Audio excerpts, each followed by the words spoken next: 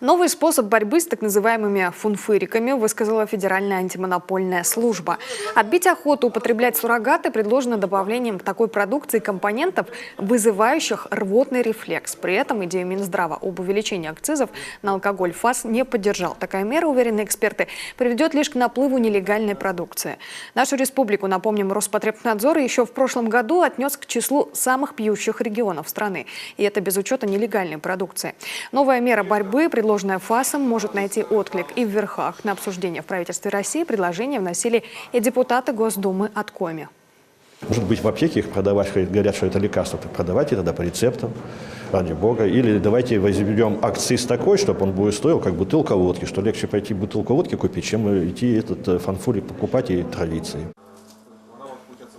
Напомним, мораторий на продажу непищевой спиртосодержащей продукции типа «Боярышник» закончится через 3 месяца. Вероятно, проработать очередные варианты борьбы с фанфуриками собираются к этому времени.